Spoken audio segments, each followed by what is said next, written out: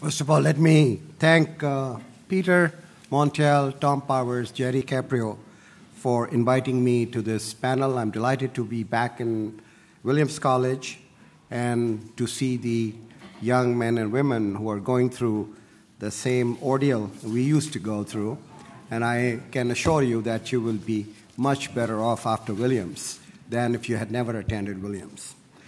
Let me focus on the main question which was assigned to the panel and give my own interpretation and reading of the evidence, although it is too early to pronounce a definitive judgment on this particular episode of 2007 to 2009.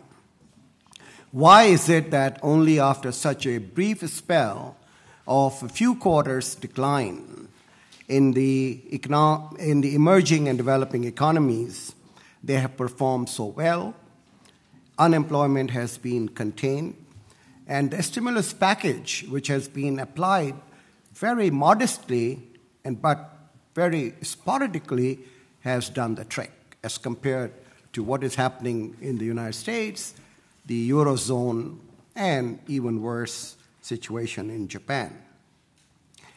I would like to caution that the variation across the countries in this large sample of the emerging and developing economy is quite significant. And the large emerging and developing economies, such as China, India, Brazil, and Indonesia, are the leaders of the pack. But I'm also very delighted that having been the chief economist of West Africa region in the 1990s, and I was very much frustrated by the slow growth of Africa, that even sub-Saharan Africa is doing extremely well in the aftermath of this crisis. So it is widespread. It is not confined only to the large countries, but it is quite widespread. I, for one, do not still believe in the decoupling hypothesis, because if you look at the transmission mechanism from the disturbances in the financial sector to the real economy across the borders, these were very, very powerful.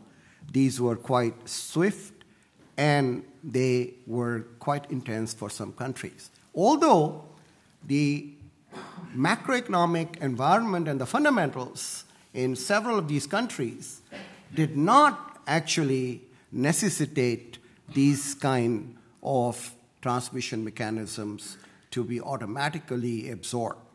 So I still think that those who believe that decoupling has taken place are not justified from this evidence of 2007-2009.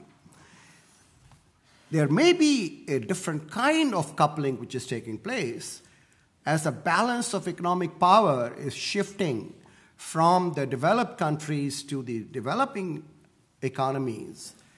The shocks in the developing countries over time may have a much more pronounced transmission effect on the health of the developed countries. And that is something which we do not know for sure, but which is something which the development economists have to watch out for. Even before the crisis, as Peter pointed out, their share of the EDEs was 31%, and it was only 17% in 1990. To double this share within a period of 15 to 16 years is a very remarkable achievement in a very expanding economy. But what is more significant is that the contribution of the EDEs into the GDP growth of the globe had risen from 50% to 65%. So who is actually driving the engine of the global growth? It is coming consistently from the EDEs and not from the advanced countries.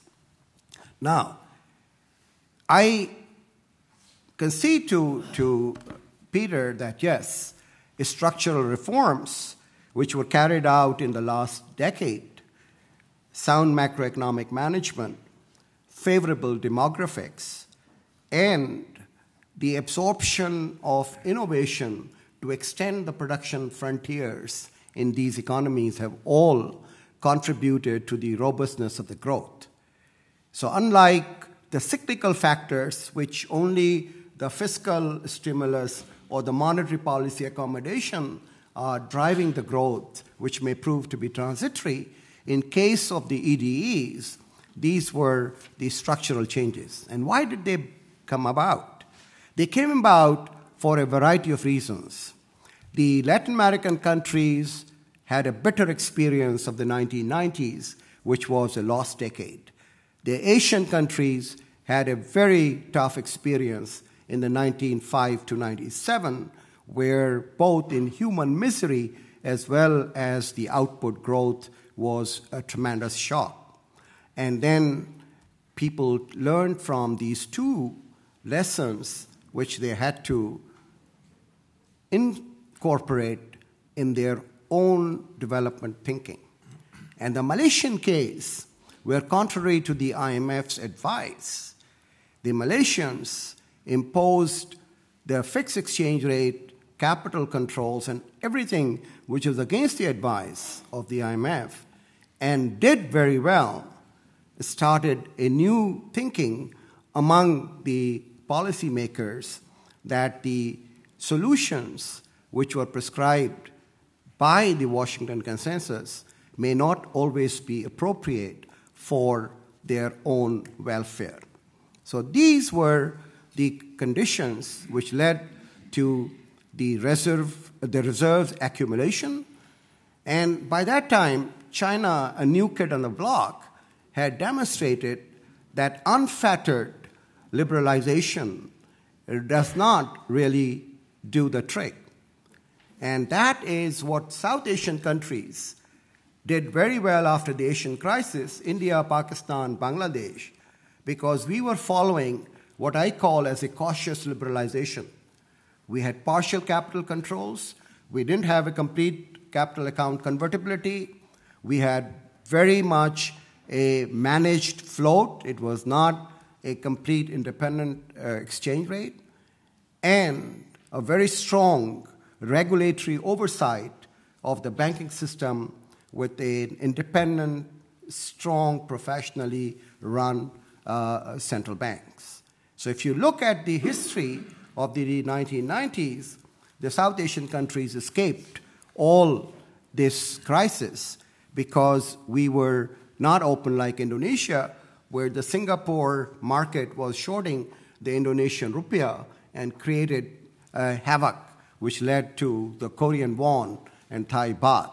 So I personally think that the Chinese experiment, because China was growing very well, South Asia was not a big player at that time, also followed or actually was in the same strain.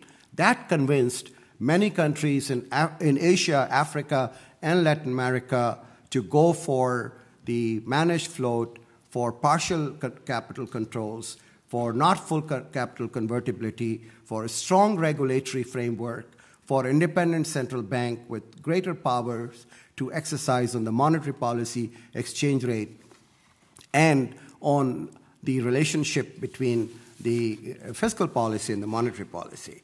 So my submission is that we should look at this experience of the cautious liberalization. Second, as I said, the banking system was a dominant part of the financial sector in the EDEs, which were funded through bank deposits and not through the capital markets or the wholesale funding. That's a critical distinction between the Western countries and the EDEs. Household debt, even in a average EDE, was not more than 3 to 4% of GDP.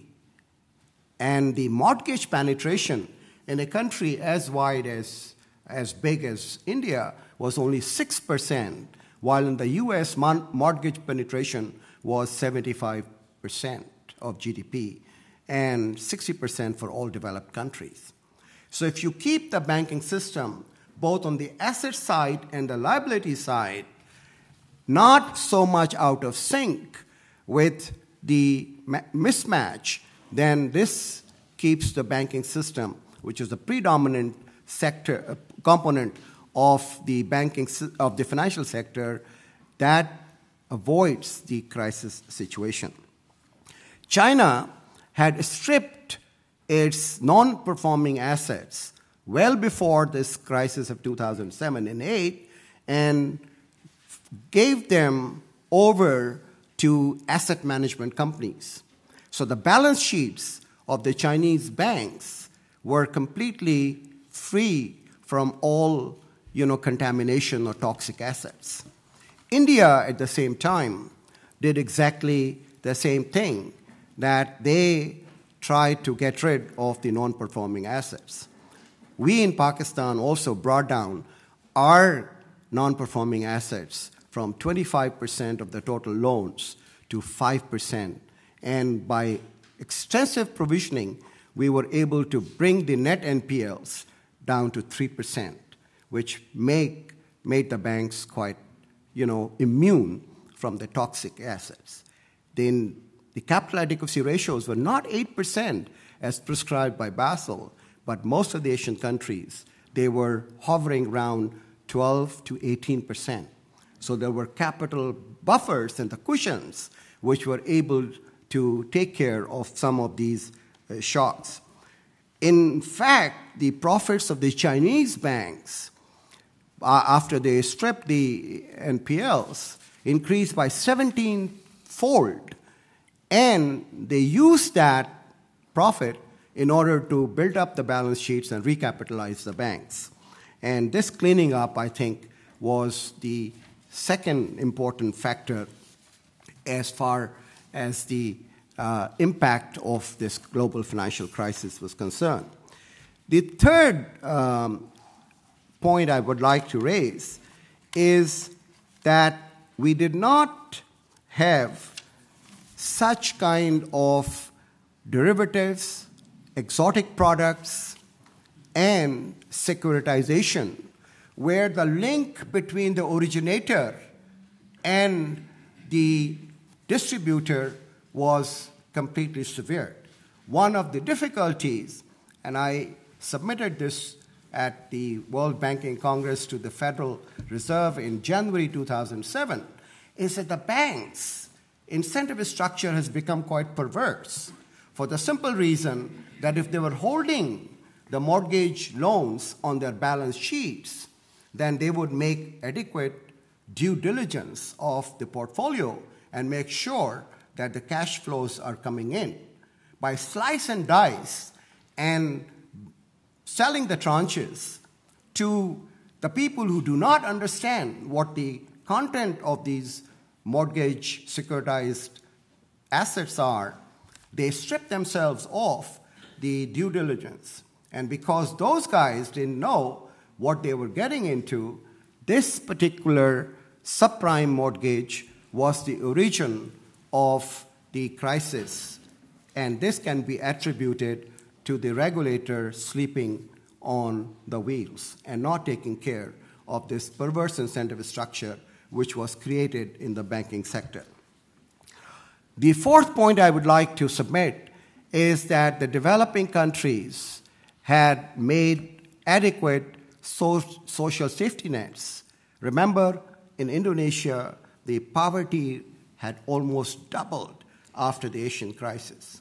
Therefore, each one of these countries had to take social safety nets. In India, has a credit guarantee fund for micro, small, and medium enterprises, an export rate subsidy that provided bank loans at below the market lending rates in terms of the crisis, a national rural employment guarantee scheme. In Brazil, Bolsa Familia was able to lift 12 million people out of poverty while it covered 55 million of the poor population. In China, between 2000 and 2008, because its GDP had quadrupled, the exports were raised 5 times.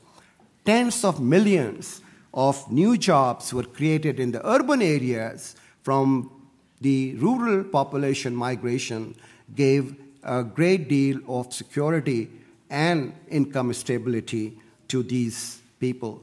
And the one thing which Mexico, Argentina, and other Latin American countries have done very well are the conditional cash transfers, which cushion them on the impact of the vulnerable citizens.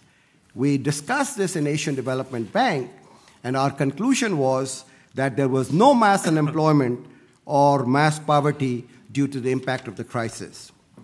Some of the $2 per day poor were affected, but not the $1.25 per day poor. Secondly, there was some problems with the urban educated youth, women in export sector, migrants and children, but other segments were insulated from the impact of this crisis. And finally, I would say that the foreign exchange reserve accumulation was a powerful safeguard against the onslaught of the speculators. I cannot imagine if there were not such high foreign exchange reserves in the Asian developing countries, they would be shorted by the currency speculators, and we would have a replay of the 1997 crisis. The fact that they knew that the central banks can come in with huge ammunition against their onslaught was one of the major reasons why the Asian countries were not hit so hard. So these are the 5 or 6 of the lessons which I would submit in answer to Peter's questions were the reasons why the emerging and developing countries have done so well. It is too early. I just came from the IMF World Bank meetings. The capital controls are being talked about because the interest rates being so low in the United States are pushing capital to the emerging and developing countries, creating appreciation of the exchange rate, and therefore eroding the export competitiveness. This can lead to adverse circumstances, either protectionism or some kind of controls. This is a major worry for the policymakers in the developing countries. Then you are always finding this fight between the US and China that you do the exchange rate, which is undervalued, try to appreciate.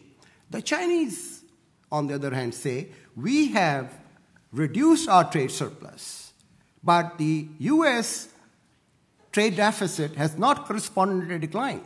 So the problem is not the exchange rate of China, but it is somewhere in the US. Therefore, there may be a currency war, and that is a noise which is coming out of Washington. So having said that we have done so well, I'm still keeping my fingers crossed as to what will happen in the coming years. Thank you very much. Thank you.